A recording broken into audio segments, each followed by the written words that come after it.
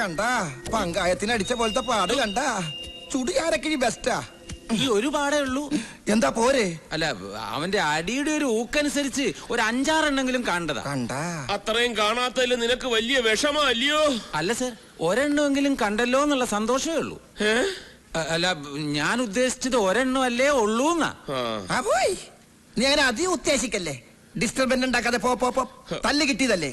Minister അല്പം risk എടുക്കട്ടെ. Risk അല്ല പിന്നെ തെറ്റിച്ചേ പറയൂ. ആ യൂത്ത് വിങ്ങിന്റെ വിജയനും പങ്കജാക്ഷനും വന്ന് കാണാൻ നിൽക്കുന്നു. എന്തോന്ന് അടിയുടെ പാടോ? അല്ല സാറിനെ ഒരു ഊത്തിനെ ഇങ്ങോട്ട് കയറ്റി വിടണ്ട. ഓ, IG പോയോടോ? ഇല്ല, TV ന്യൂസ് കണ്ടോണ്ടിരിക്കുക. ഇപ്പൊ കുറച്ചുകൂടി സ്ലോ മോഷനിലാ കാണിച്ചോണ്ടിരിക്കുന്നത്. അടി കൊണ്ട് സാറിങ്ങനെ പറന്നു വീഴുന്ന. ആ കുന്ത്രാണ്ടോ അടിച്ച് പൊട്ടിക്കണോ? മനുഷ്യനെ നാണം കെടുത്താൻ വേണ്ടി ഓരോരുത്തന്മാര് കച്ച കെട്ടി ഇറങ്ങിയിരിക്കുക. തെണ്ടികള്, പാട്ടികള്. താൻ പൊട്ടിക്കണ്ട, ചെന്ന് ഓഫ് ചെയ്യ്. ചെല്ല്. അവന്മാർക്ക് ചാകരയല്ലേ കിട്ടിയേക്കണത്. ചാകര. അതാരാ? ഹലോ, അതേടാ ഞാൻ തന്നെ. നീ എന്നാ ഈ പറയുന്നത്? മന്ത്രിയാവുമ്പോ അങ്ങനെ ചെളി വാരി അറിയാൻ പലരും കാണും. അസൂയ അല്ലാണ്ടെന്താ? നിന്റെ ചേട്ടനെ കുറിച്ച് നിനക്കറിയാമേലേ? തികഞ്ഞ ഒരു ഗാന്ധിയനായ നടേശൻ അങ്ങനെ ചെയ്യുമെന്ന് നീ കരുതുന്നുണ്ടോ? എന്താ പറഞ്ഞു TV കണ്ടെന്നോ? ചുമ്മാ ക്യാമറ ട്രിക്ക്. ശരി. ഓ, ഈ TV കാരന്മാരെ കൊണ്ട് തോറ്റ്. ലണ്ടനിൽ നിന്ന് ദിനേശനാ. എനിക്ക് മനസ്സിലായി. ലണ്ടനിൽ ഡ്യൂപ്ലിക്കേറ്റ് ദിനേശനല്ലേ? തെറ്റിയല്ലേ? തെറ്റി. ഒരു വാക്ക് നേരെ പറയാൻ അറിഞ്ഞൂടാ. പ്രധാനമന്ത്രിയാവാനാ മോഹം. ഡ്യൂപ്ലിക്കേഷൻ അല്ലടോ, ഡെപ്യൂട്ടേഷൻ. ഉദ്ദേശിച്ചത് അത് തന്നെയാണ്, പക്ഷെ സ്പെല്ലിംഗും തെറ്റിപ്പോയി.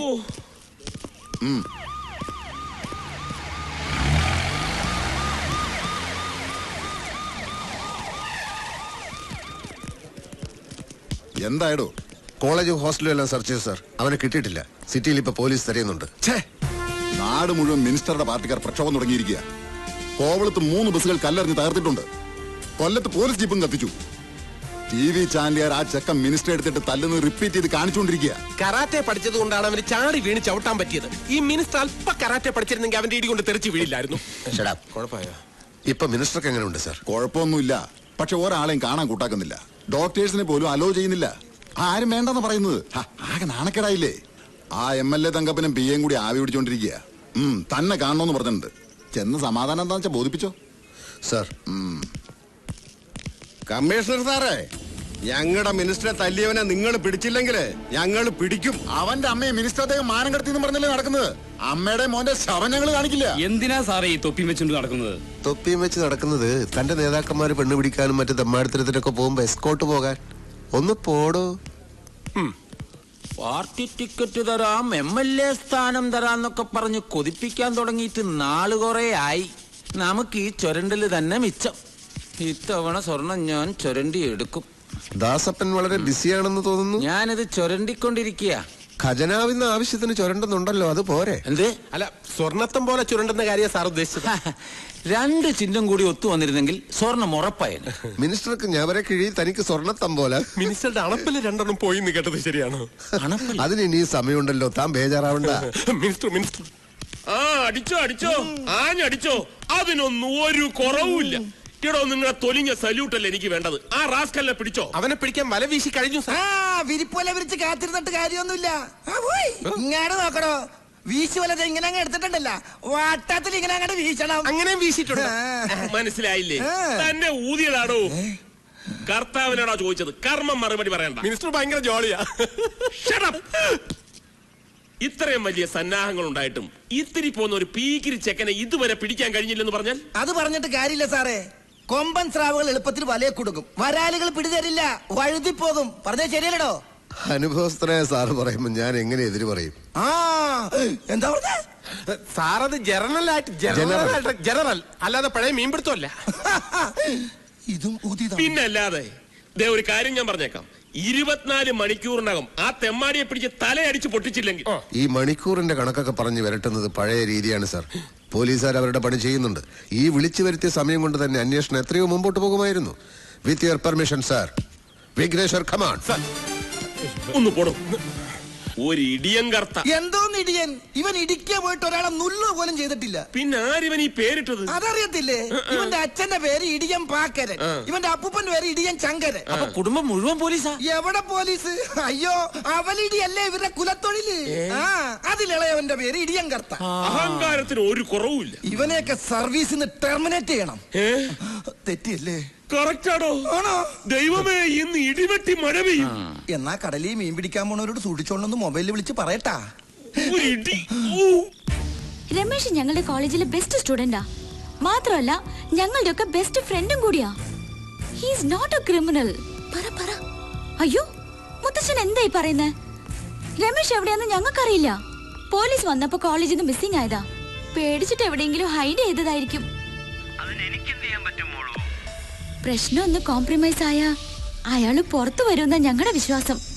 മാത്രമല്ല പോലീസുകാരുടെ കൈ കിട്ടിയ അയാളുടെ പൊടി പോലും വെച്ചേക്കില്ല മുത്തശ്ശ. ശരി, താങ്ക് യു മുത്തശ്ശ. എന്തായി? നടേശൻ അങ്കിളുമായിട്ട് സംസാരിച്ചിട്ട് എന്നെ തിരിച്ചു വിളിക്കാമെന്ന മുത്തശ്ശൻ പറഞ്ഞത്. ആ വേഷം മാറുണ്ടായിരുന്നു. വിഗും വെച്ച് വേഷം കെട്ടി എത്ര നേരം വെച്ചണ്ടാ? തലയും ദേഹമൊക്കെ ചൊറിയുന്നു. പെൺവേഷത്തിലായിരുന്നെങ്കിൽ ആരെങ്കിലും പെട്ടെന്ന് വന്നാ എന്തെങ്കിലും കള്ളം പറഞ്ഞ് അഡ്ജസ്റ്റ് ചെയ്യായിരുന്നു. വാതിൽ കുറ്റിയിട്ടിട്ടില്ല. വേഗം ചെന്ന് കുറ്റിയിടും.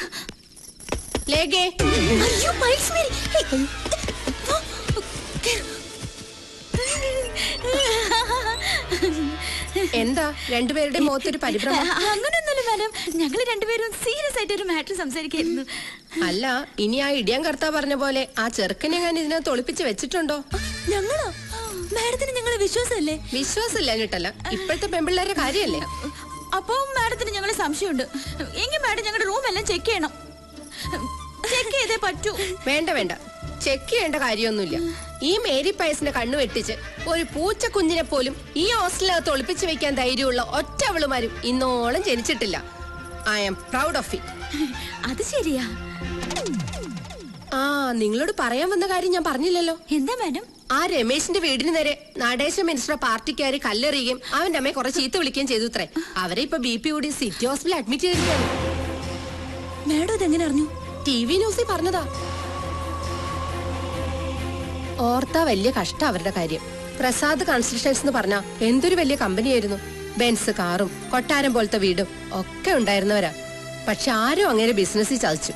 അവസാനം കടം കയറി കേസും ജപ്തിയൊക്കെ ആയപ്പോ പാവം സൂയിസൈഡ് ചെയ്തു. ഏതായാലും ആ TV ന്യൂസ് കേട്ടത് പിന്നെ ആകെ ടെൻഷനായി. ഇന്നിനിപ്പോ കിടന്നുറങ്ങാൻ പറ്റും തോന്നില്ല. നിങ്ങൾ കിടന്നോ?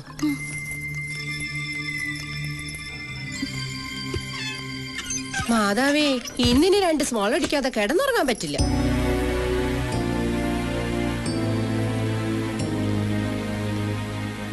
എനിക്ക് എന്റെ അമ്മ ഉടനെ കാണണം. ദയവേദി നിങ്ങൾ എന്നെ സഹായിക്കണം. മുത്തച്ഛൻ ആ മിനിസ്റ്ററുമായി സംസാരിച്ചിട്ട് ഉടനെ തിരിച്ചു വിളിക്കാമെന്ന് എന്നോട് പറഞ്ഞത്.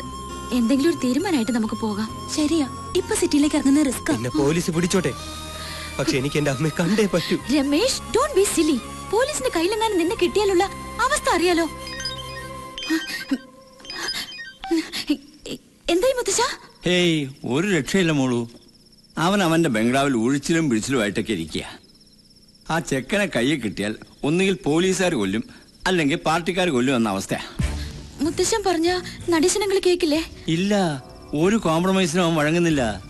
അവനെ സ്റ്റേജിലിട്ട് ഫുട്ബോൾ പോലെ തട്ടുന്ന TV-കാരിങ്ങനെ റിപ്പീറ്റ് ചെയ്ത് കാണിച്ചുകൊണ്ടിരിക്കുകയല്ലേ. അത് കണ്ടിട്ടാ പാർട്ടിക്കാർ ഇളകുന്നത്. കൊണ്ടുവന്ന ഞാനാണെങ്കിലും അവനിപ്പം മറ്റവന്മാരുടെ കൂട്ടുകക്ഷിയല്ലേ. 15 വർഷം മുഖ്യമന്ത്രിയായിരുന്നു പറഞ്ഞിട്ട് കാര്യമില്ല മോളൂ. മുത്തശ്ശൻ ഇപ്പൊ അധികാരത്തിലല്ലല്ലോ. പിന്നെ മോളിക്കാര്യത്തിൽ വേണ്ടാത്ത റിസ്ക് ഒന്നും എടുക്കണ്ട കേട്ടോ.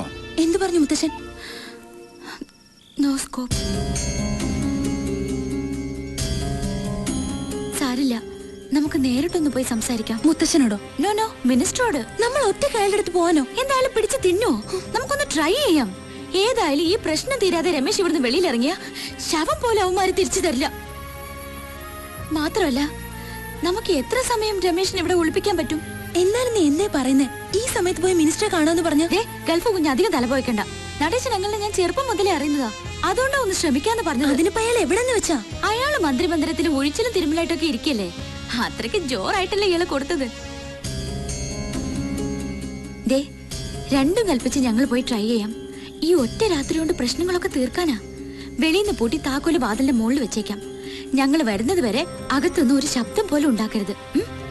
ജൂലി, നീ വേഗം റെഡിയാവും.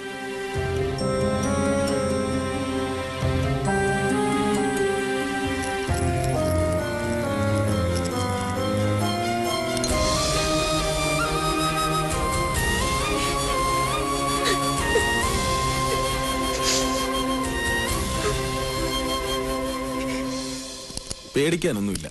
തൽക്കാലം വേറെ ഒന്നും ആലോചിക്കണ്ട, റിലാക്സ് ചെയ്യും. പറഞ്ഞത് കേട്ടില്ലേ, മനസ്സിന് വിഷമം കൊടുക്കാതിരുന്നാ മതി. എന്ത് വന്നാലും നമ്മൾ സഹിച്ചല്ലേ പറ്റുള്ളൂ. പടച്ചോ നമ്മളങ്ങനെ കൈവിടൂല. റസ്യ, നീ ആ കഞ്ഞി എടുത്തു കൊടുക്ക്. എനിക്കൊന്നും വേണ്ട കാതൃക്ക. കഴിക്കാതിരുന്നാൽ എങ്ങനെ? അസുഖം ഭേദാവണ്ടേ? എനിക്ക് എന്റെ മോനെ ഒന്ന് കണ്ടാ മതി. പോലീസുകാര് കോളേജിൽ നിന്ന് കുറെ കുട്ടികളെ പിടിച്ചോണ്ട് പോയെന്ന് കേട്ടു. രമേശിനെ അവര് പിടിച്ചിട്ടുണ്ടാവോ കാതൃക്ക? അവനെ എങ്ങാനും അവരുടെ കൈ കിട്ടിയിട്ടുണ്ടെങ്കിൽ. ഇങ്ങനെ കരഞ്ഞ അസുഖം കൂട്ടണ്ട, നമുക്ക് അന്വേഷിക്കാലോ. ഞാൻ ആ പ്രിൻസിപ്പാൾ അച്ഛനൊന്ന് കണ്ടിട്ട് വരാം.